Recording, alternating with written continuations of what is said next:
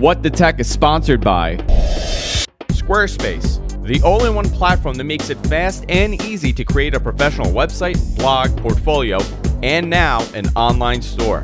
Check out the new commerce solution so you can get started selling your stuff immediately. For a free trial and 10% off your first purchase on a new account, go to squarespace.com/whatthetech and use offer code WhatTheTech4. And by Shutterstock.com, with more than 20 million high-quality stock photos, illustrations, vectors, and video clips. For 30% off new accounts, go to Shutterstock.com and use offer code WhatTheTech4. What the Tech?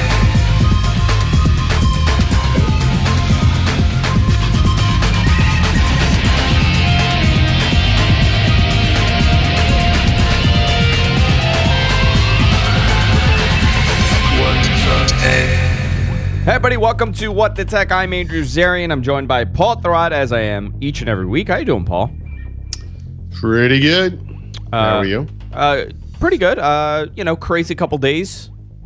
There was a bombing in Boston, right by where you are. Yep. Awful stuff happening, and I didn't want to open it up with this, but I kind of wanted to touch on it a little bit on how social networks and how all our technology has played a part in this, because it was eerily similar. I mean, a lot of like the footage that we got to 9/11, and I was thinking, like, if we had all these cameras and everything, think of the information that would have been accessible at that time. Yeah, I think that's actually the most. No, that's not fair to say. From a technology perspective, that is absolutely the most notable thing about yesterday's event. I'm not sure what to say about it. I don't want to be disrespectful about the event.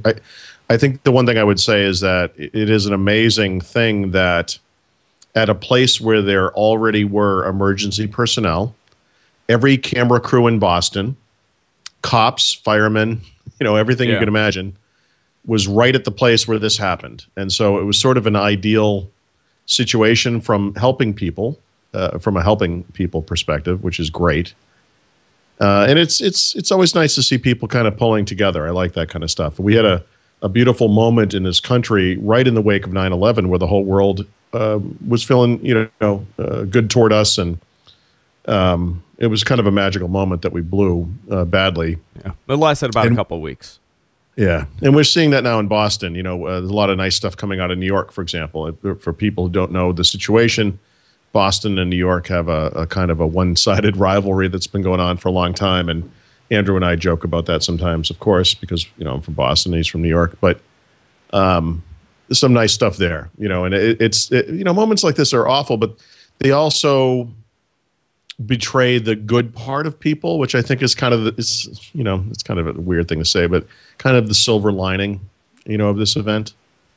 And I watched there's amazing video of the event and photographs, and when you see emergency responders and policemen and just regular people, responding immediately to the needs of others, it's a nice thing. I was watching the press conference that the police commissioner held, Ed Davis, police commissioner from Boston. He was holding, and this was amazing to me. They were asking for footage that was recorded from your cell phone, any pictures that were taken at the time, and they were asking people to bring it to them. And I was thinking, I'm like, think about all the technology that we use and the little things that we complain about, but we all have this device that could. Well, that's the thing. But the it's video such a powerful thing in front of us. Video of this event, what you see in the front are the professional photographers with their giant cameras pointed down the street, because everyone's running toward them, and so you had professionals there taking photos and videos, all of the major TV stations and so forth. But you also had hundreds of people, all from different angles, taking their own amateur footage. And I have to imagine what the police are looking for is. We have this notion maybe there was a guy who dropped off a backpack or a couple of backpacks or whatever. And maybe someone somewhere else, almost certainly someone else somewhere else, has footage of this guy walking in a direction, which will tell us where he came from, walking away in a direction, which will tell us where he went, and all that kind of stuff. And that by compiling all of the footage that everyone took, there's this kind of, it's like a community-driven, a Kickstarter type effort to find the people responsible for this. I mean, it is an amazing moment, for that, just for that reason. And it also shows you how we've changed over the last, decade when it comes to information gathering and even information consumption, because I had CNN on while this was happening. I was actually doing a show and I was watching. I always have CNN on in my house. I don't know why. Don't hold that against me. But it's okay. I had CNN on and I'm seeing everything happening, and I looked up maybe 4 or 5 times. The entire time I went to Twitter for the information from people that were right. All the updates that were happening on Twitter, and it was far more accurate than what was being reported. Give you a perfect example. The oldest way of getting news, the newspaper, the New York Post, had said there was an arrest of a Saudi national. That was the first thing the New York Post said. And, I looked at it, and it's the New York Post, so I'm not, you take it as what it is, but just look at the way that we're consuming the information. I'm going to Twitter to get eyewitness accounts of what's happening and people that are reporting the news compared to looking at the television and actually, waiting for the anchor to report it. I think that's an amazing thing where we're so connected, where we're getting eyewitness accounts of what's happening compared to, listening to a guy. I think this came up in passing, but, one of the strange coincidences of my life is that I worked in banking for several years and was on the receiving end of several bank robberies. And so I've experienced what it is to have eyewitnesses all report different things. Everyone sees things differently. Eyewitness reports are notoriously unreliable. And even yesterday, as we did like in the wake of 9/11 or yesterday, you have the TV on all day long, and the same newscaster, this guy who's been around in Boston, I think since the 70s, saying the same things over and over again, saying things that I felt were really inappropriate, like, this is obviously this is this, there are other bombs, there are, lots of kind of fog of war assumptions. The Saudi guy that you were talking about, who was in fact a witness, not a not a suspect ever, but is immediately suspicious because he's from Saudi Arabia. But even down to like reporting, Saudi national.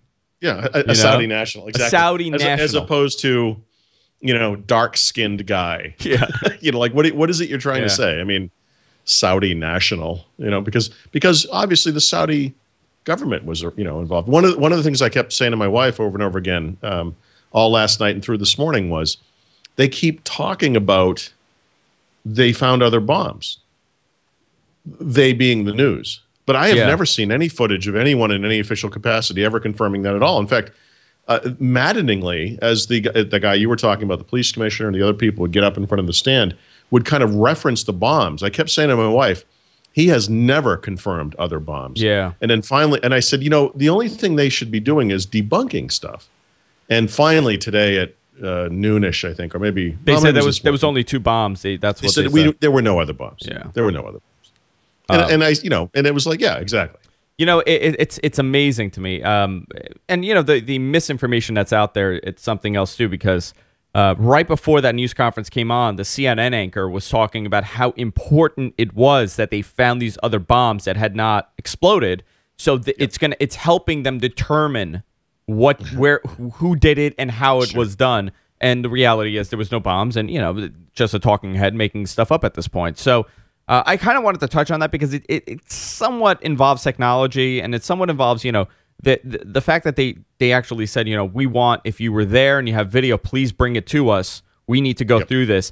It's probably, one of the first times that I've actually heard, a police officer or won't be the last. It won't be the last, no. And reality is, this is how we are going to, God forbid if anything happens like this again, this is how we're going to solve these awful things that happen. Unfortunately, the reality is stuff is going to happen like this again. But as I've often said of such things as Sasquatch or UFOs or whatever, we live in a world in which everyone has a personal recording device, and these things are getting better all the time. Whenever anything happens, no matter what it is, if it's a a crash at a race event or a terrorist type attack like happened in Boston yesterday, a boat or plane crashes or boat sinks or whatever, people who are there are going to record it. And that stuff is amazingly useful and amazingly important. And that's going to be like that for a long time now. It's also the rhetoric that they use. I mean, the Sure. CNN goes, Obama did not say terrorist attack, and then nobody, Sure. Everybody was waiting for that term to be used, and finally CNN used it. Words are loaded, and he was correct not to say it first up front because you don't know what it. Listen, could have been a gas main explosion. It's Boston. I mean, no offense, but this place is built on a swamp. I mean, anything could have happened. As it became clear that it was, in fact, what we should accurately call a terrorist attack, people's minds naturally go to Afghanistan and to Al-Qaeda and things like that. And that's not what that means. I mean, there was the Atlanta bombing during the Olympics. Yeah. There was Oklahoma City, of course, which is incredibly horrific. Those are terrorist attacks that were carried out by U.S. citizens on the United States. I mean, and I have to say, it's too early, but this has the feel of that to me. Yeah. Unfortunately or fortunately, I don't know how. I'm not sure how you want to. I don't know. At it, Yeah, I don't know what's worse. Well, it's we all get this USA, let's kick some ass mentality, and then I think once we settle down, we're able to kind of determine what happened. But man, Sure. I went through some weird stuff yesterday when that was happening because the whole 9/11 thing came back, and it was very uncomfortable. I was the thing was I was on the air when it was happening, and I got a message from somebody. They said as soon as you saw it, we saw it in you, and you turned white. And the first thing that I saw, I didn't know what was happening. The first thing I saw was that video where someone's running. They're all running, and you see the smoke in the back. I go, oh my God, not again. Right. But again, I just to put it in perspective. I mean, I have to say, the reactions of people who were there were fantastic and great and very uplifting. And unfortunately, Boston is a part of the country where people don't drive well and will give you the finger and ride you off the road as quick as they can. But it's really nice to see just regular people out there helping each other. And, there's people who, the bomb blast goes off and there are cops everywhere and they all immediately start moving toward the blast. It's amazing. I mean, it's really heartening. I mean, it's very uplifting. I'm not sure how else to say it. I mean, that kind of stuff, I'm often depressed by the state of humanity, by the stupidness of the discourse. And it's really nice, to see something like that. So that's nice. Something else that to kind of go to and this is going to be an awful segue, but to kind of go to a lighter side of things, I have been getting bombarded with messages saying, oh my God, the police commissioner looks like a fat, bloated Paul Thurrott. Yep. Have you? Right. So I don't have an older brother. Okay. And my father is basically bald and is actually pretty thin. So, but yeah, I've heard that from a number of friends. My friend Joe said that this guy was Paul plus, I think he said 50 pounds in 15 years or something. Yeah. And he is a giant. He's like 7 feet tall. I'm actually thinking I'm going to wear that jacket to the airport tomorrow, and I'm just going to scoot right through security. I think that's a great idea. So are you flying out tomorrow? Yes. Okay. Yeah, I'm going to Colorado tomorrow. Okay. I'm going to be flying out Sunday, and I don't feel so well anymore. But listen, the best day to fly was September 12th. You were pinging me this morning, and I was thinking to myself, I don't want to go. Like, I just don't want to. I'm thinking I could cancel this flight. I could just cancel this, But what are you going to do? You still could. I know. I could still, but. So before we get yelled at, we should go into some tech stuff, right? Yes. Is that what we're doing? Okay. All right. By the way, we are drinking. I think it's important to at least mention it. I mean, no, I wanted to mention it because I think technology plays a huge role in something like this, and it's happening. By the way, I don't want to over personalize it. A lot of people are like, I knew somebody who was at the blast, or I knew someone who was there 10 minutes before it happened, or I go by that place all the time, which by the way I do. Yeah, whatever. Whatever. It's Boston. It's right up the street from here. I do go up that place all the time. That's not the point. This could have happened in Kansas City. It could have happened in Los Angeles. It could have happened in Florida. It doesn't matter where it happened. I mean, it happened in America. It's just, it's one of those things. Like there were families there. By the time this blast went off, the only people who were left were families rooting for their family members. I mean, it was kids and mothers. And, in Boston, we have, this is a holiday. Everyone's off from school. So it's just, it's sad. I mean, it's tragic, and it's just tough because you don't like to think of that happening to innocent people. No, it's awful. It really it's awful. And this is going to be a really poor segue, but I don't know how to go into it. Sure. This is when my broadcasting experience is not that much when it comes to these segues. So I do want to kind of go into this. You are having a drink today. Yeah. What are you having? Yes. I am drinking my favorite beer, which I've had before here, Delirium Tremens. I love Delirium. Great beer. Yeah, this summer we're going to as good as Budweiser. No. It's in the same category. There is we're going to visit this. We're going to visit this place if we can. We're at least going to go to the Delirium Cafe or whatever it's called in Brussels. But it's from Belgium.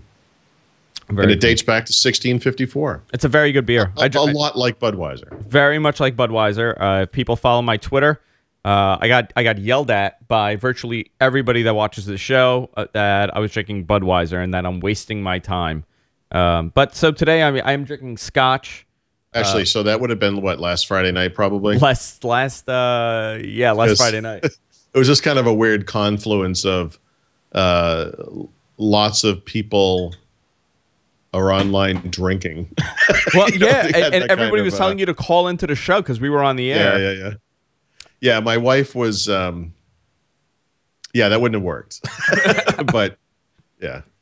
All right, so I do want to talk about technology, actually, because it is what the tech. There's some Microsoft stuff that I want to get to.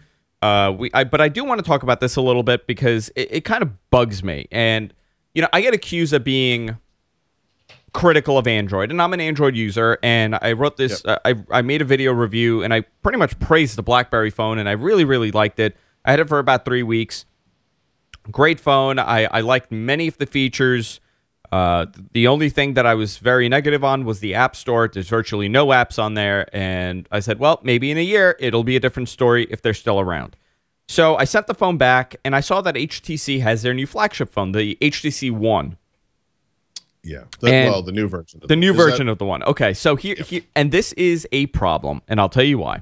I contacted the PR company that sends me the phones for AT&T, and they said, absolutely, we'll get it for you. I'm like, the new one, though. There's the HTC New One, whatever they're calling it. This is the one. I sent them a link. I got it, and it's the HTC One X Plus. It's the older one. So I sent her an email. That right there is not the new one. This is not the new one. This is probably a couple months old. And I sent her an email, and I said, you guys sent me wrong. She goes, no problem. I'll get it for you, Wednesday. So they're going to fix that. But this got me thinking. This is a major problem if the PR company has no idea which one is the new phone and which one is the old phone. And I also got another email yesterday. So I'm going on this rant on the air, and I got this email from... I'm not going to say who, but they're involved in this, okay? In the promotion of this HTC phone. And they go, Andrew, you're calling it by the wrong name. It's called the HTC First, not the One. And I go, no, the First is a different phone. It's not the flagship. They go, no. That's the Facebook phone. Yeah, no. The First is the phone that you're supposed to be talking about. And I go, no, it's the One. Turns out nobody knows which phone is the flagship because of the whole confusion with the Facebook phone. The First is the Facebook phone. The One, the new one, is the flagship phone. Then they have the One X, the One Plus, and then the One X Plus. So they have 3 phones on the market currently being sold with the same exact name, and nobody knows which one is which phone. Talk about confusing marketing. I mean, so naming a phone the One like HTC One. It sounds like a good idea. Until you have to make the next one. I mean, what are you going to call the next one? The 1, 2? I mean, it's just... It's like what was the horror movie? There was a movie called something like The Final Exorcist or The Final Exorcism or The Last Exorcism or whatever. And then they made a sequel called The Last Exorcism Part 2 or something. You know, like, I mean, you kind of box yourself in with the brand. I mean, so even this new the Facebook phone First, eventually First is going to be old. First is going to be old, yeah. And then what do you do after that? I think this is a big problem, and I spoke to someone about this today, and they said, yeah, you know, they're having that confusion. They had it with the prior HTC One and the One X and the One X Plus, because 3 phones, nobody knows which one is the one to get, and they've released them in such a short, you know, time frame where you're not conditioned. And you know what? You're not conditioned to the brand. You don't know, like, if the iPhone releases a new iPhone every year, you kind of know, okay, this is the new iPhone. You have no idea what phone this is right now if I'm holding it up to you. And that's a big problem. It's a branding problem. And, you know, that kind of plays a big factor in why HTC is not doing too well. I've had the phone for a day, and I have to tell you, this is one of the worst experiences I've had with Android. Well, on any okay, but I'm not actually positive you've hit on the reason HTC is not doing well. But go on. Well, there's many reasons why HTC is not doing well. One being that they're HTC. But HTC seems to move from phone to phone much as a billiard ball moves from, you know, the edge of the table to the edge of the table. I mean, you know, they just seem to careen around. And the problem I have with that is they have these moments of brilliance. You know, the first HTC One seemed like it was going to be the flagship, you know, Android phone for a couple of days. The HTC 8X, you know, the Windows Phone they released last fall was is still fantastic. Then they careen back to, you know, Android, and then they careen over to Facebook, and, you know, you don't get a feeling like they care what they latch onto as long as they find something successful. And that's what I think that's what they're trying to do. I mean, I think it's not going to work. I mean, because Nokia stands for Windows Phone. Nokia is Windows Phone. Samsung stands for Android. They are Android. They are obviously there are other Androids, but the Samsung version of Android is arguably the one that people buy. It's the most successful one by far. You know, just like Apple is the iPhone. Yeah. What the hell is HTC? And what the hell is LG? Or LG. Think about it. Yes, I mean, exactly. Which, you know, Amazon has a good brand. Amazon is a company that could make a phone and do a good job, I think, differentiating and branding it correctly, and, you know, getting people to buy it. But yeah, companies like HTC and LG are kind of lost. So, I mean, let me ask you this, because actually, I'm not going to ask you. I'm going to tell you that you were absolutely right about something. Okay. When I believe, finally, you know, over the holiday season, we were discussing pretty much your love for the Kindle Fire and what a great job Amazon is doing with the Kindle. And my argument was, no, I don't want that. I want a pure Android experience. I don't want, and you know, Amazon's version of Android. And you know what? I take all of that back. That is exactly what companies like LG and HTC have to do right now in order to survive this marketplace. So what does HTC have? HTC has Sense and Facebook now, which you either love or you hate, and Facebook, which, by the way, you either love or you hate. But no. I'm saying totally scrap the entire concept of what they're doing now. What they have to do is follow the Amazon direction and say, okay, you know what? We're going to take the core Android, by the way, and we're just going to follow the Samsung direction as well. I mean, same.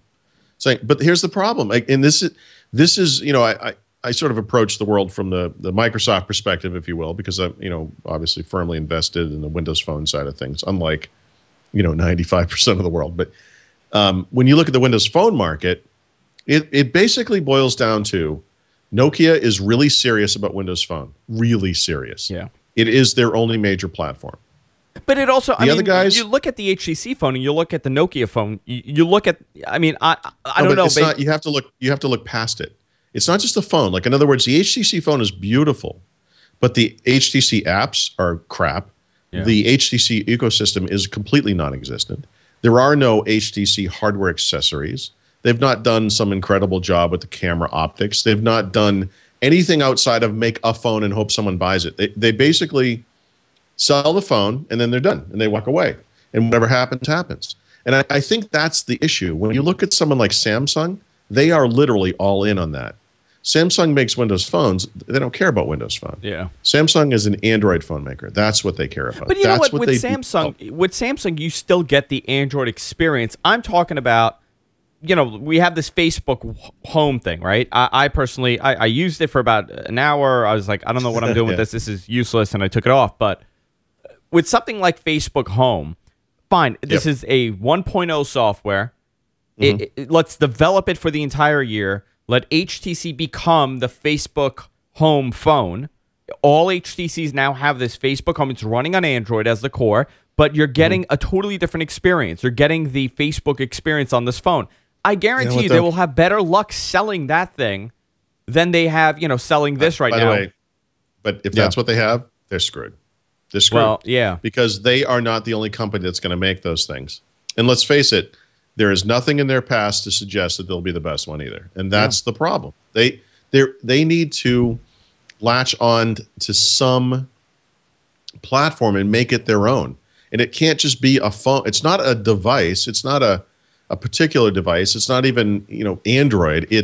You have to support it with all of that other stuff. If you don't, you're not even showing up anymore. And I'm just saying that, HTC can come out with a beautiful device, like an individual device. It doesn't matter. It doesn't matter. They just don't care about the platform. They're never going to be there standing behind it, doing more stuff like that and supporting it with hardware, with software, with services. Like they're not that company. So what does a company like LG and HTC do? Why would anyone care about that? But what do they do? I mean, Paul, like realistically, in 5 years, where should these companies be when Samsung is kicking their ass? They should be gone. No, they should be gone. Yeah. This is the same consolidation that will occur now in the PC industry with the way things are going, which occurred, by the way, previously in the PC industry as well, where this industry is going to have to consolidate around a few major players. These guys that make, you just said, I hold up this phone and I can't even tell what it is. So like, there's no future in that. That's not a. But you know what? Here's the thing about that's crap. Here's the thing about the Windows market. Could you have imagined if Dell put out like a Windows derivative, but looked nothing like Windows at all? I mean, it was Windows to the core, but nothing. Wait, hold on a second. So, by the way, Dell actually did exactly that thing that you just described within the confines of what was allowed with Windows. So, for example, Android is wide open. The reason that these companies can do the stuff that they're doing to Android is because that's how Google sells it. Microsoft never sold Windows that way, but if you were to buy a Windows PC running Windows 7, I haven't seen one running Windows 8 yet, one of the things you would have found on there would have been a Mac OS 10 style dock. The dock, yeah. You're Rocket right. dock or something. Yeah, you're right. Right? Yeah, no, you're absolutely right. Dell did exactly what you're describing within the confines of what was possible in Windows. I'm just trying to compare to the PC market, like if there was like an Amazon Kindle version of Windows. No. What would the marketplace have been? Windows has been around long enough that they've structured the licensing such that people can't do what you're describing anymore because people did do this in the early days. If you're HP or Dell or whatever US-based PC maker and you've been around for 30 years now, or whatever it is, obviously you've spent a lot of that time trying to figure out how you can differentiate yourself from your competitors. And there are a variety of ways you can do that. Obviously, these companies have extended into related products and services, printers, servers, routers, all that stuff. You know that these companies all do that kind of stuff. But on the Windows side, they strike deals with third-party companies. We call that stuff crapware, but some of it is also, a little more politely called, value-added software, whatever. This is a way to differentiate your products from competitors, given the limitations of what you can do in Windows. Android is the Wild West. And so I think a lot of the reason, I think the reason that these companies have all latched onto Android is because they can go nuts on it. It's a chance for them to put their own stamp on it. But what do you think is going to happen in 3 years? I mean, yeah. I feel like each of these companies has to do something that's going to kind of separate them from everything else. We saw, Eric Schmidt describe the future of, Motorola devices as phenomenal, and he said it's going to be phones plus. Now, who knows what that means? And I think rightfully so, Google is using Motorola as their flagship, considering they paid billions of dollars for it. so they should be doing that. But what do you do when you're Samsung? Okay, Samsung is able to saturate the market with every style phone possible, so they're going to have a huge market share in that sense. But okay, Sure. so we have LG that is virtually, dead in the water right now, and HTC that's dead in the water. So I think HTC's gone. I don't see how they. totally gone. I just don't see how that happens. HTC is a fascinating story because they were like an OEM which made the phones for like companies like Samsung and LG. Yep. Early on. Go back to that because I honestly, one of the potential futures for this company, unfortunately, is that somebody buys them for their intellectual property or for their manufacturing capability or whatever it is. The HTC Windows Phone 8X is a great phone. At least one of those Android phones they've made, at least a few of them are great phones. What I'm saying is, in today's world, that's not enough. People buy into ecosystems. They buy into platforms. It's just not enough. I mean, you buy into Samsung, and let's say you bought a Samsung Galaxy S3, a couple of years ago, or a year ago, I guess. And so eventually your contract's coming up, and you kind of look out at what's available. You had a good experience with the Samsung. What are you going to get? You have like 10 Samsung devices to choose from now. It's kind of incredible. Oh, and every possible size and color and, Oh my God, version. yeah. And that kind of choice, it's so much easier to say, I had a good experience with Samsung. Let's limit myself to Samsung. What do we have? Well, I have 10 devices here. Okay. Well, okay. There are everything from 3-point-something inches all the way up to, what is it now? 6 inches? 6 something? 6.3. Yeah. I mean, there is a wide range of stuff going on there. And that's the choice, a huge percentage of people are going to make. And it's fine. And it's totally the opposite, approach from Apple. Apple's thing is like, this is what you want. This is what we're giving you. Tough shit. You don't have an option. But Samsung's saying like, oh no, everything's open. Here you go. You can have whatever you want. Yep. I would make the argument, for whatever it's worth, that Samsung doesn't yet have the whole thing there. I mean, they don't do a lot in the way of hardware. No, see, I personally think the Samsung stuff that they put on there to make it, like Samsung, it's bloatware. I don't like it. I don't want Android Plus. But sure. But I want. But the thing is, those phones are the best-selling phones in the world. Yeah, no, so they are. Clearly, someone likes it. I mean, I agree with you. I mean, I prefer, personally, if Microsoft announced tomorrow we have completed development of Windows Phone, we're done, we're moving on, I would use Android, and I would use a Google Android phone. I would use the pure experience. That is what I would choose. But obviously, I don't represent the mainstream when it comes to that. No, neither one of us do at this point. I do need to take a little break and talk about our sponsor, Squarespace. Paul, I am very excited about Squarespace. I'm very excited about some of the features that they're adding to Squarespace, and I'll tell you why. I've been working on a Squarespace site for a friend of mine. He's a photographer. I've said it for the last 4 weeks now, and it's almost ready to get launch. I'm still waiting for a couple of pictures that he has to send me, and I don't have to scale anything for certain devices. It does all the scaling for me. It either, if you're watching on a 10-inch tablet, a 7-inch tablet, maybe a 6.3-inch Samsung phone, because God only knows they have 5,000 phones at this point. It's going to be the same experience all around, and that's what makes Squarespace so amazing. Simple to use, easy to use, hassle-free. And right now, if you go to squarespace.com/whatthetech and use offer code whatthetech4, here's a great thing. You get a great deal. You get 10% off on a new account. If you decide to sign up, you get a free experience with the entire platform, so you don't have to go in there blindly. If you like it, you like it. That's great. But you get a free trial and 10% off your first purchase on a new account if you use our offer code. I do want to tell a little quick thing here. One of the things that I hate doing is doing e-commerce stuff. I do some website work on the side, and whenever we get someone that comes and says, I want to build an online store, we kind of pass up on it because it's such a disaster to do. It ends up costing a ton of money to do. But Squarespace is now offering e-commerce, either on physical goods or digital goods like CDs, MP3s, whatever the case is. You're able to set up an e-commerce store with them. You're able to do everything through them, all the transactions. It also includes a business plan subscription for e-commerce, and it starts at around $24 a month, which is great when you sign up for a year, or $30 a month depending on the monthly payment if you don't do a year. So I want to put that in because I know many of our viewers and listeners are photographers. They're involved in some sort of service online, and I just want to throw this out there because they're offering this e-commerce thing, and I found it really interesting and much easier than using something else and having to pay a whole lot for development. Squarespace.com/whatthetech and use offer code whatthetech4 and get 10% off on your new account and also a free trial. So remember that. I want to thank Squarespace for supporting What the Tech. Paul, a lot of stuff happening in the Microsoft world over the last month. This is like Apple-like coverage they're getting. What has happened? Everybody's talking about it. Apple-like coverage. Yeah, because everybody's talking about it. Microsoft could... I always felt that like Microsoft could go and put out the greatest thing in the world, and you'll get like some smug blogger that goes, yeah, but it's not coming in white.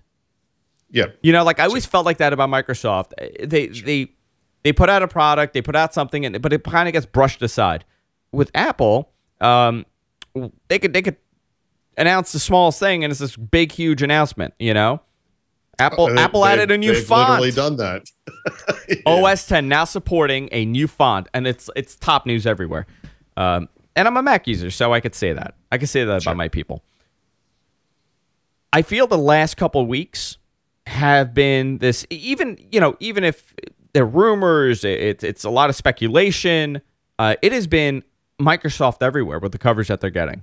Last 2 weeks it was all Xbox stuff. Everybody was talking about the Xbox, and now the next version of Windows seems to be the main story here. And well, so by the way, but what you just said I think is very important. Do you think it's true? Do I think what's true? What I've said. Do you agree with me? I was very okay. I'm not sure what to say about that. Okay, I was very interested to hear you describe it that way. Let me get to that 1 second. Because actually I did want to talk about that. Everyone's dumping on Windows 8. Everyone. It is seemingly universal. It's very reminiscent of Windows Vista in that sense, where I get the feeling that very few people have actually used it, but everyone seems to have an opinion about it for some reason. Paul, let me ask you: has your opinion changed on it since? No. Okay. Nope. No. I use it every day. It's fine. I don't get the thing, but I recognize the fact that lots of people are complaining about it. The thing is, so you read all these stories: the PC's dead, Windows is screwed, Apple's taking over, it's all over. Microsoft is, on the way out, blah, blah, blah. And then rumors start leaking about this minor revision to Win, like teeny, literally 0.1 update, and it is the biggest news in the world. And to which I would just say to people, you know what? You forget how big and important this is. You forget how many people use this thing every day. Yeah. You forget how emotional people get about something that is this big of a part of their life. And you think that only Apple has this kind of hold over people, and you have no idea what you're talking about. And the one thing I would, the thing I keep going back to is this last quarter. PC sales fell like 12.5%, I think. 77 million units they sold in that quarter.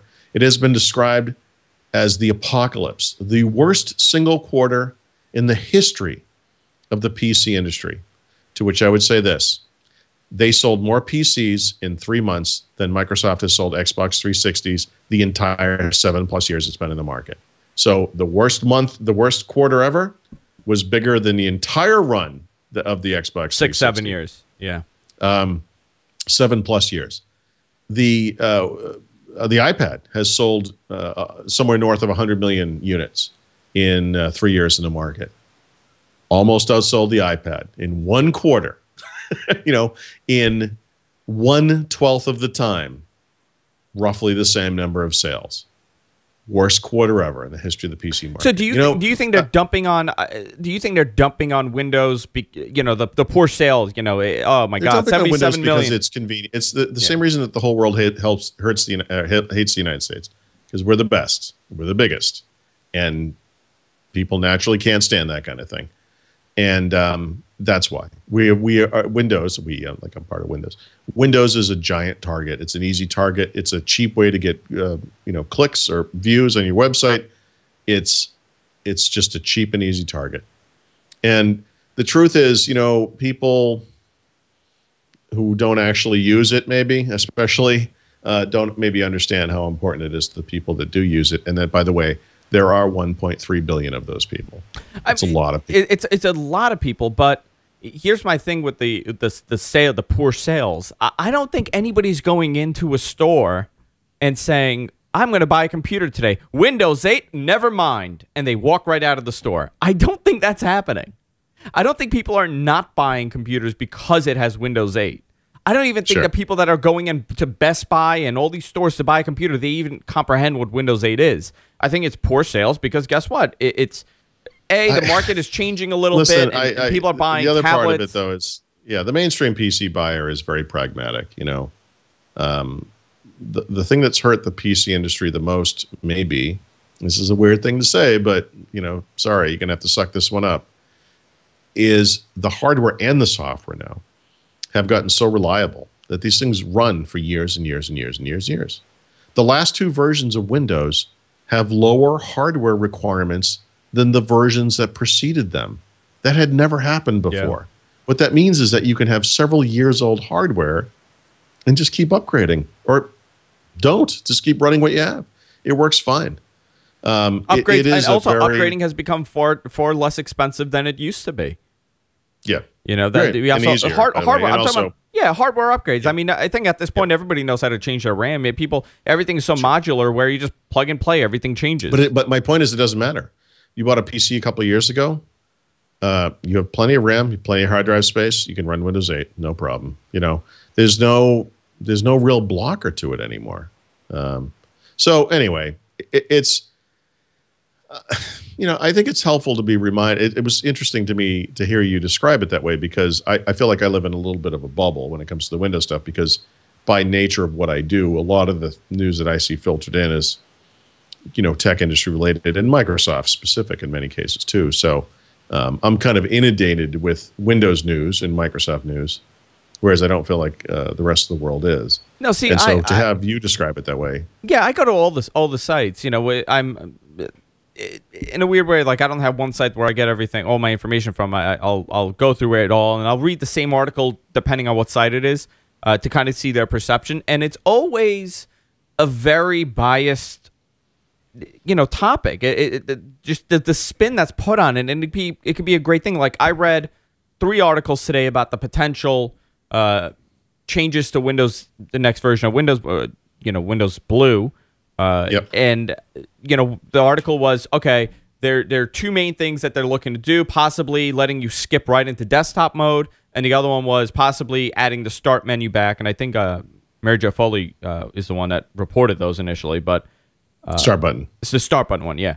So I read that, and there was one article, and I'm not going to name names, and it was, I think this is great. It gives us a choice. It was catering towards enterprise. An enterprise user wants to be familiar with it, and if you're enterprise, you don't want to go into Metro, you want to go into desktop. It was a good article. And then the other one was like, oh, you see, Microsoft is backpedaling now. They failed, and now they're giving it back to you. It was the voice of the people and the poor sales that have made them change their ways. So let me. And it's totally. I mean, you're talking about totally separate sides. Allow me to add a little perspective to this conversation. Go. First of all, I was hoping to have this out today, but Raphael needed a little bit more time to work through this. I can confirm that that the ability to boot to the desktop is in fact coming back to some versions of Windows 8. I'm hoping that Raphael can figure out a way to make that like a patch that you can add to the existing build and make it happen so you can see it. But we don't know what form it's going to take in the UI.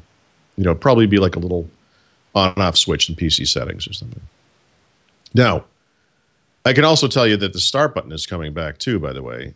Not the start menu, but you're not going to see that in current builds. It's something that will probably happen after the public preview. Will it be the start button in the traditional sense that we're used to with prior versions, or are we talking about something new? On the start button on the taskbar, you click it and it goes to the start screen. It's not going to load a start menu. It's still going to go to the start screen.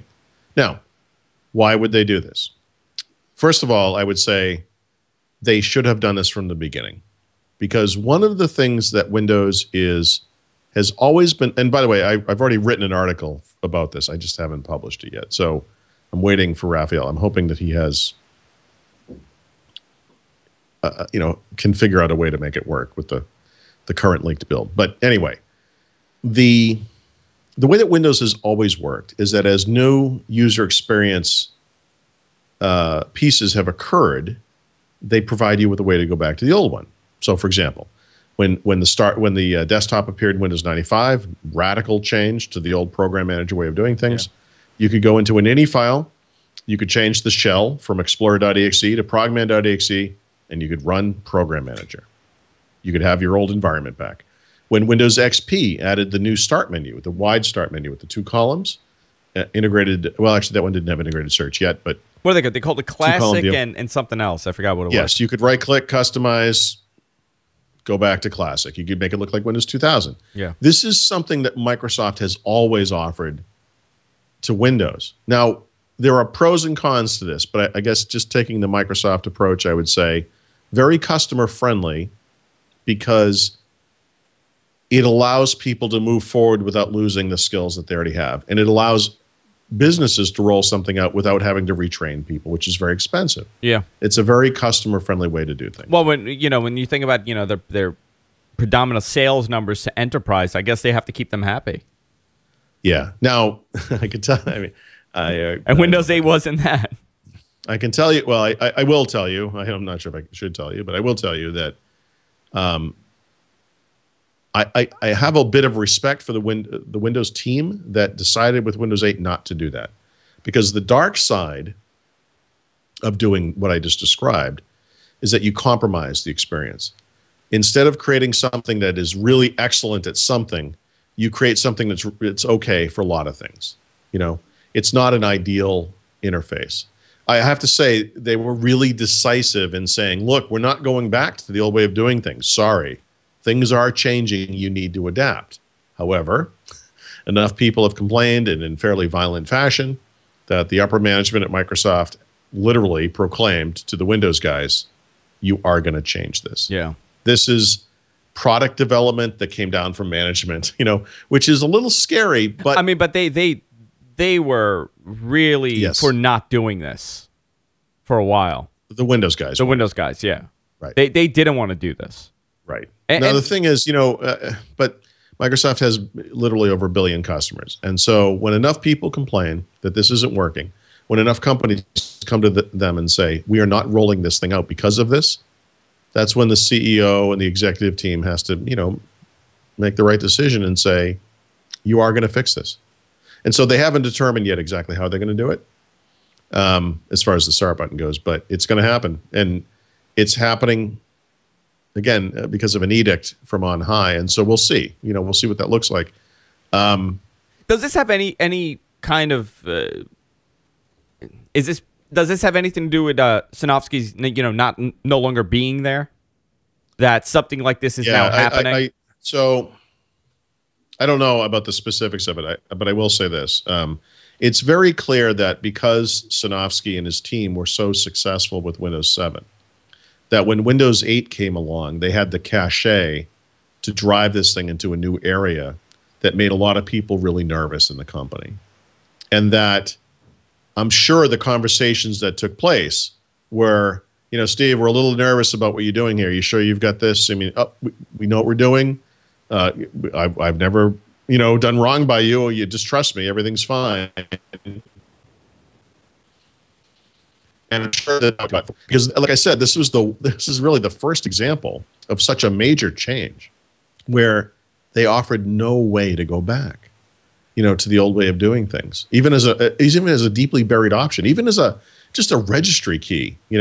One of the bits of information that Raphael and I had, I guess almost a year ago now, was that in the development of Windows 8 leading up to the final release, or maybe the release candidate, I can't remember anymore, they actually exercised code that was buried in Windows 8 for the start menu and the start button. And they did it because they didn't want third parties to get in there and find it and then expose that to users. They really wanted to make it hard to bring back those interfaces. And so people did. Companies like Starduck, well, they make their own. Obviously, you can make your own start menu. Yeah. By the way, I think I said Sinopsky for his name. I meant Sinofsky. Did I say Yeah, Synopsky? I didn't hear it that way. I don't know. I may be making this up, and it could be the Scotch. Paul, I do want to continue this because it is interesting, and I kind of have a couple ideas and a couple theories to all this. But before we do that, I want to talk about Shutterstock.com.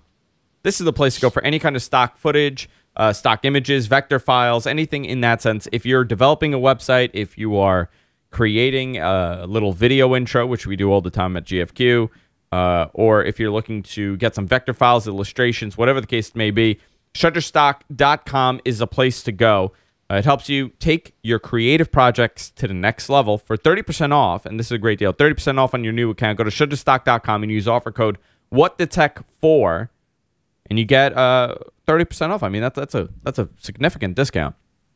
At Shutterstock, you can find the perfect image, video for your next creative project, whether it's a website, a publication, an advertisement, video, any type of project like that. This is the place you could get it. And you have over 20 million high-quality stock photos, illustrations, and vectors to choose from. So it's a significant amount of stuff. And they're also adding 10,000 images per day. So if you go there today and they don't have it, guess what? There's a good chance they're going to have whatever you're looking for tomorrow.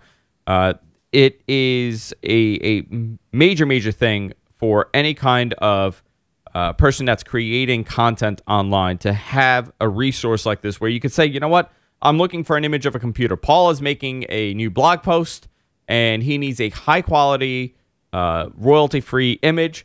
Goes to Shutterstock, gets it, works great. They have an award-winning iPad app also, so you could search online on your iPad and find it, because we all love iPads, and we all have it. Also, great customer support over at Shutterstock. Again, Shutterstock.com. Use offer code WhatTheTech4, and you get 30% off on your new account. I want to thank Shutterstock for helping and supporting What the Tech. So, Paul, now that we got the last ad out of the way, we could really let loose now. We could really go crazy. Finally. I wanted to ask you this because when I read, I take offense, by the way. Hellcat in the chat room writes, I take offense to the comment, we all love iPads. I almost interrupted you, and I thought, he's doing an ad. That wouldn't be cool. But you know what? Screw you, Andrew. We all love our iPads and iBooks and anything with an I. I personally love to put an I in front of anything. Anything that's bad. That's funny. I almost interrupted you on that. That's really funny. You should have. It's a free-form show, Paul. There's no structure here. Start drinking. You're a lightweight. I got my bottle of scotch, and I will be drinking it while we do this next segment. I want to ask you this because when I saw the news that they possibly are adding the toolbar, the start button back, and they're adding the potential to kind of skip right into desktop. Yep. Do you agree with that blogger where it's a step backwards and they're kind of falling? They're like, oh my God, this didn't work the way we want it to work. So now we got to honestly keep everyone happy. This is something that should have been there from the beginning. But why not? Why wasn't it there? Because they kind of wanted to force you into the new interface? Like I said, I respect the fact that they tried to be very aggressive, which Microsoft never does, and say, look, you got to move forward. Just move forward. And I can tell you from experience, using Windows 8 stock configuration, all the baloney Metro stuff that they put in there, it's fine. On a desktop computer, Ultrabook, whatever, it works fine. But that doesn't change the fact that this is literally a blocker for people and corporations in upgrading to this new version. And if that's the case, you got to address it. I mean, it's the thing that should have been there. There should have been a hard-to-find switch in Windows 8 that would have enabled both of those things. And people like me could have written little tips about it, enable the start button in Windows 8, and everyone would have been happy. It's all they had to do. And they took a really hardline approach to it. And, again, it's one of those things. It's taken out of context. I respect them for doing it, but in the context of the fact that they, unfortunately, they have 1.3 billion people using Windows-based PCs. And they got to keep them happy. You can't screw that big of a percentage of the population. I don't know. I like the concept of the new UI. I see what they're doing there, but in a way, it's not 100% complete. And I think a lot of people feel that way about it. I don't know. I like it, but I don't know. I don't know, Paul. I don't know what to say. Like I kind of like the fact that they were kind of telling you, like, listen, this is the future of Windows. This is where we're going to be. This is how it's going to be. You got to get used to it. It'll be fine, I promise. And now it's like, okay, you know what? Here you go. You begged for enough. Here we go. We're just giving it back to you. I don't know. Interesting. All right, so we're going to do our Q&A segment here. You know what I want to ask you, Paul? What do you think of the story about Microsoft Android? God, Scotch really kicked in, huh? What do you think about Eric Schmidt saying that the future of Motorola devices is phenomenal? Did you see that about their flagship Google phone? I know that we discussed God, this. when you said, what did you think about what Eric Schmidt said? And there were a couple things I remembered him saying, of which I do have opinions of. And then you said Motorola, and I thought, who cares about Motorola? Motorola has not made a good device compared to what's out in the market at the time, arguably since the first Droid. So I don't know even how to respond to that. He's claiming they're going to be phones plus. I don't know what that means at all. Right now, they're kind of a non-event. So yeah, I have to say But I kind of like the fact that Google's making Motorola the flagship now. That well, if that you can't just declare it, you have to do it. So I need to see what they come up with. I mean, the current generation of Motorola phones does not interest me in the slightest. Nor, by the way, does it interest anyone else based on how well they're doing. So I don't know. I was hoping Eric Schmidt, now that he's gone and he's kind of settling back, he would start a band and be called the Talking Schmidts. I was really hoping for that. The Schmitties. The Schmitties. Talking Schmidt. He said that drone sales to individuals should be banned, and I agree with that totally. What sales? You broke drone sales. Oh, drone sales. Yep. Like the planes. Yeah. There's a guy here. You want to hear something funny? There's a guy here that has like a little drone, and he takes it in the park, and I see him. He pulls it. I was in the park the other day. He has a crazy high def camera on this thing, and it's huge. The thing is like this big, and he flies this thing around. He flies it up next to like people's windows and looks inside their houses. I was thinking that it's so invasive, and he's like, oh, isn't this cool? And I'm like, yeah, I guess it's cool. I'm like, wait a minute, that's cool. I'm gonna call the cops though. How does that sound? But he's like, oh, look, I could. He's like, look at the iPad, and he shows me the iPad, and it's the camera, and the thing is like really high quality video, really high quality video. I'm like, I can't imagine this is legal. Imagine these things like they'll be buzzing around like high rises in New York, just going up window to window, seeing what's inside this window. You know what happened here on Long Island? There was a guy, and the story kind of like got brushed away, like nobody ever spoke about it after it happened. This guy had this gigantic drone, and he lost control of the drone with the plane with the camera, and it hit some car on the Southern State Highway. Like the entire thing, and he put it on YouTube. The video was on YouTube for a while, and then he took it down. But like that has to be some sort of violation. Yeah. Of FAA, whatever the code is, because like these things are huge, and we're not talking about tiny little, little planes, electric planes that we would fly when we were kids. Like this thing is gigantic. I don't like it. I don't like it at all. Eric Schmidt needs to do something about this. All right, so questions for Paul and myself, but I'm sure 99% will be for Paul, because he's the one here that everybody likes. I have a question. Yes. You've got a bottle of alcohol, but I have yet to see you drink any of it. Are you the Dean Martin of podcasting? Where I just get even loaded and nobody ever sees me take a sip? Pretend you're loaded, That's so funny. That is the funniest thing, because my grandmother used to say that about my grandfather. Right. He's like, Dean Martin, nobody ever sees him take a sip. Yeah, exactly. I've been drinking right out of the bottle. All right. Yeah, I'll do one right here. Here we go. It looks like the cat's on. That's all right. Oh man, I'm not trying to suggest you're not, a man or whatever. I drink scotch and then I start crying, listening to you. It's pretty much scotch and then fetal position in the corner of the floor. Yeah, that's an average night here. Does Andrew know who Dean? Of course, I know who Dean Martin is. He was Frank Sinatra's lackey. Wow. I said it. Here we go. I always liked him the best. He was my favorite. Dean, Rat Pack. Dean was a good one. I always considered Paul Anka. Paul Anka should have been in the Rat Pack. Wow. I am a big Paul Anka fan. A little too clean cut. Yeah, Paul Anka actually told one of the funniest stories about Frank Sinatra getting loaded at in a casino, and he was like in his underwear and a robe, and he was loading. He's like kicking the table over because he didn't want to pay the $35,000 bill he had at the end of the night. Great story he told. Wow. All right, questions for Paul before I start really slurring my words. Andrew, ask Paul if he thinks Microsoft is moving ahead too quickly in other areas as well, like Office 360 and moving to the cloud. Do you think they're moving ahead too quickly? Wow.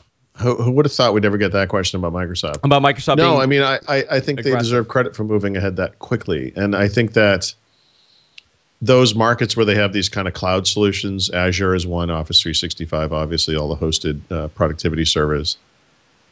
This is an area where Microsoft has an incredible advantage over Google because they have on-prem and they have cloud, and then they have that kind of hybrid solution that sits in the middle where you can mix and match. And that's incredibly important to some corporations because they have some data that can't be held externally for regulatory or compliance reasons or whatever. Do you think Microsoft's cloud services is kind of like their legacy, like what IBM has become, like that? If all hell breaks loose, this is their standard. This is what they're going to be reliable for. I don't think there is a precedent for this because all of the products, well, not all of them, but most of them, most of the cloud services that they have, Intune, Office 365, Azure, etc., are all based on what used to be on-premises servers, which is Microsoft's traditional way of delivering software on-prem. Locally, you install it locally, you manage it yourself. It's a kind of an expensive, heavy infrastructure. That they were able to move that stuff to the cloud and not just offer it as an alternative, but offer it in addition to hybrid plus pure cloud offerings is, I think, one of the greatest success stories in the history of tech. I mean, people talk about Apple moving from classic, OS 9 to OS 10 as some kind of a big deal, or Apple moving from PowerPC to Intel is some kind of a big deal. And those things are impressive. But honestly, Microsoft moving their core businesses to either online services or things that are serviced as online services or service, like Windows 8 is, that is unprecedented. I give them a lot of credit for that. Very cool. Question: How did Paul and Andrew meet up in order to create such a grand show like What the Tech? We met in a bar. Out of all places, right. we were at a bar. It was what meetup was it? Oh boy, It was Windows Phone. It was years ago now, right? So Windows Phone 7. It could have been, the first Windows Phone one. It would have been in New York City. So maybe April 2010? 2010, absolutely. And we met at a bar. We started drinking. And I think Paul's the one who's like, we should do a podcast. Right. And with exactly that amount of slurring. He's like, we should do a podcast about Windows. And I'm like, you already do that. That's right. I'll do a podcast. I'll talk about Windows and you can do magic tricks. That's exactly what it is. We didn't really kind of fulfill the vision, but I will do a magic trick one day on the show, I promise. Let's see, any more questions here? Will Microsoft give better experience to Microsoft products such as Windows Phone or Windows 8 versus Android, iOS for services like Xbox Smart Glass, Office, Skype, or the new Xbox in the future? What? Well, Sorry, Microsoft, let me read. Will Microsoft give a better experience for Microsoft products such as Windows Phone or okay? If assuming I understand the question. Okay, I don't even know what I just will read. Microsoft offer a better experience for their own services on their own platforms? In other words, if you use Xbox Music, will it be better on Windows Phone 8 and Windows 8 than it will be, say, on Android? Like how Apple does it with iTunes. Yeah. I mean, that's the way it's worked out so far. I would say that, generally speaking, if you're invested in the Microsoft ecosystem, you want to be on the Microsoft platforms, just as that's true on Google and Apple stuff. We don't know what Xbox Music and video are going to look like on iOS yet or Android. So I guess we'll have to wait and see. They are pretty freaking bad on Windows today. So who can tell? But yeah, I mean, I think the way to look at it would be if you could look at what they've done with like the OneNote app or the SkyDrive app, where they've really gone multi-platform. Those things are better on Windows, frankly, and It's nice that they're available everywhere because people that use multiple device types have that opportunity, and I think that's the point. But I think you're always going to have the best experience on Windows. Any info on what the $99 360 might be using in conjunction with the Durango? Backwards compatibility, using Durango disks to read 360 disk info. I've sort of speculated that the low-cost 360 was because of backwards compatibility, that the Durango Xbox, the new Xbox, won't run old Xbox 360 games. But that is, I just want to be clear, that's speculation. Okay, so I have a question for you based on that. With all the speculating that's going on about the next generation Xbox, are the $99 360, which will be, I guess be, for legacy reasons, is the UI going to be exact? It's a 360. So the UI on the next generation Xbox will not be the same as the 360. Like, we're not going to get a I don't software. know. I have no idea. I don't know. I actually think it behooves Microsoft to make them to be very similar, and I think that the Metro UI, that modern UI that they have that runs across, phone, Windows 8, and the 360 today, by the way, is one that makes sense for the TV. It makes sense for Kinect style gesturing in the air, and also for voice commands and all that stuff. I think that what they should do is have an interface on the next Xbox that looks and works similarly, but I don't have any idea what it's going to look like. Because I was thinking, I mean, if they're releasing a new Xbox, and it's going to have somewhat of a new hardware spec, what are they going to do with the software? Because then, if I'm, let's say, give you an example. Like, let's say I want the new Xbox experience, right? And I want to use it primarily as a media consumption device. Why would I go and buy the $399 or whatever? I'm just throwing out a price again. What if it looked like Windows 8? Yeah, that's what I'm saying. I mean, like, if it's the same UI for the new Xbox and the $99 or whatever Xbox, why would I go and buy the new Xbox if all I want is content? Well, the new Xbox obviously is going to be the target going forward for new games and all that, so I think it has that going for it. There'll be other improvements, including a newer like sort of the third generation Kinect experience, which will be important to some people. But what I'd like to see is something akin to Windows 8, where you can literally configure it how you want. And so if you know how the Xbox works today, there's limited configurability with regards to, pinning apps and games and music in that case, where you don't actually get to customize a start screen. You customize little areas here and there. And the way Windows 8 works is you could wipe out every single tile on that start screen and just put the stuff you want there. And I think that is a better way to do it. And if the new Roku, for example, one of the first things I did on the Roku was delete almost everything. And now we just have basically 6 options. It's like, because it's the apps we use: Netflix, Amazon, Vudu, Amazon. I think it's HBO Go, things like that. By the way, Paul, I just want to tell you, a GFQ app is coming onto the Roku. We're just waiting to get approved, and they take forever to approve you. Do they? Yeah. Is the app is it HTML based? Is that how they do it? You know what? We have someone that did the app for us. He's in the chat room, Radar Gaming. So I have no idea what he did. I'm curious. I wonder if I sort of imagine the dev environment is HTML5. He actually said, there was a little bit of a learning curve, but once you got it, it's XML. Yeah. Okay, XML. Yeah. XML. Okay. Yeah. Thank you, Suncast. Nobody's asking me a question, but I do want to tell you my new favorite game on the iPad. Andrew, no one asked about nobody your asked. Stupid favorite game on the iPad. I'm playing Nun Attack on the iPad. Phenomenal game. You are a bunch of nuns and you're shooting zombies and werewolves. Okay, should be a movie about it. Let's see, a couple more questions. Media Center, is it going to be in Windows 9? Who knows? I'm answering for you. I think you can count that one out. Yeah, I would say no. The future of this stuff is not Windows itself. Terrestrial TV. I mean, it's just not. You know what I'm wondering? Have they ever considered adding the Xbox services to Windows itself?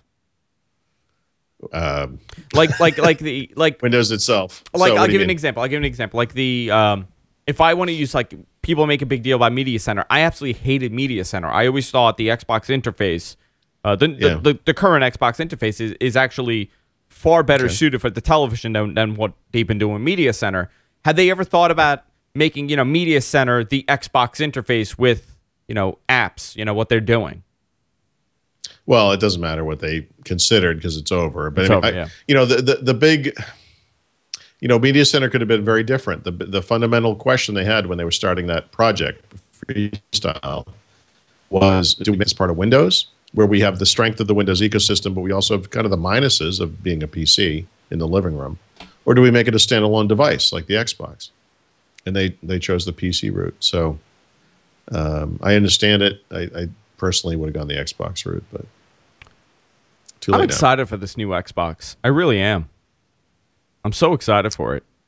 It's going to be great. Yeah. One more question. I seem to have missed a lot, so I got to scroll up. Let's see. A little help. Come on. Somebody. I missed El Nika's question. If you want to send it in again, please. Let's see. This is dead air, Suncast. You got to edit all this out. I can't scroll. I'm not finding the question. I can sit here doing nothing all day long, Andrew. I actually have a question for you. Yes. Have they come up with the release date for the next version? Or, 8.1, have they said, is it going to be June? Is it going to be July? Well, I think that what Mary Jo was saying was that they were going to finalize it end of summer, and it would ship in time for new PCs in the holiday buying period. So that sounds about right. I mean, let me think about that for a second. Yeah, I mean, I think the big announce on this is going to be at Build, which is the last week of June in San Francisco. TechEd North America occurs before that, and so I guess we'll see. But I expect Build is going to be the big event for Windows 8.1. So, we'll see. I think the question is going to be whether we get a preview version of it at Build. And I think the last I heard was preview version may not be ready for Build, but soon thereafter. But it seems like Build would be the ideal time to ship a public preview. So I wouldn't be surprised if that happened. Paul mentioned something about tile colors all in one color. Did you or Raphael find that setting? No. So disappointing. Yeah, so the way it works today is every app can determine what color its tile is, which I don't like. I think it's okay to have that as a default. If you're familiar with Windows Phone, you know that there's a color scheme that has an accent color and a background color, and that the accent color is used as the background for the tiles. They're all the same. So if you have crimson or purple or blue, the tiles are all the same color. Okay. In Windows 8, they're all different colors. I don't mind them being different colors, but I think you should have the option on every single app to go in and say, I want it to be this color. Globally, I would like them all to be the same color, for whatever reason. And I think you need those kinds of options. And I think the reason it doesn't is just that Windows 8 is a fairly new system, and it's just a maturity thing. It's something I think we'll see over time. But no, we have not seen that yet. Last question, Andrew. How do you make the video so clear through Skype? Skype does everything for me. I do nothing. Skype is sending 1080p video via Paul's camera, which you're using a Logitech C920, and I captured with a capture card I have in my main machine. I run the cable, and that's all said and done. Skype does all the magic. All right, Paul. I think we're done. I think we are finished with the show. Go to our website, gfknetwork.com, if you miss any portion of the show. Of course, you can catch it archived on our site. I encourage everybody, and listen, by encourage, I mean threaten you. I literally know where you live. I know where all of you live. You may think it would be fun to have me show up at your house, but I can assure you. I guarantee you, Suncast has each and every one of your addresses in this chat room right now. Yeah. I encourage every one of you to subscribe to us on iTunes, on Windows Phone, on whatever platform you're on. Or else he will come to your house and say something very inappropriate, and I guarantee it will be very inappropriate when he shows up at your house. All things Paul Thurrott, go to winsupersite.com, my favorite site on the entire internets. Winsupersite.com. Paul also does a phenomenal show with Mary Jo Foley and Leah Laporte on the Twit Network every Thursday at 2 p.m. East, Windows Weekly. And What the Tech is on, of course, on Tuesdays when we decide to do it on the regularly scheduled time. That's it, Paul. Anything you want to say before we end this show and I go and I cry in a fetal position? Because I think I'm a little drunk right now.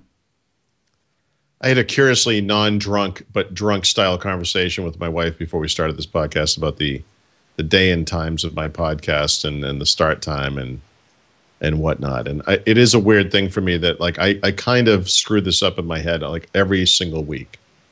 You know, like how we like when does this start again? You know, so I had that moment where I was actually on Skype all afternoon with Raphael going over this Windows 8, you know, the blue stuff.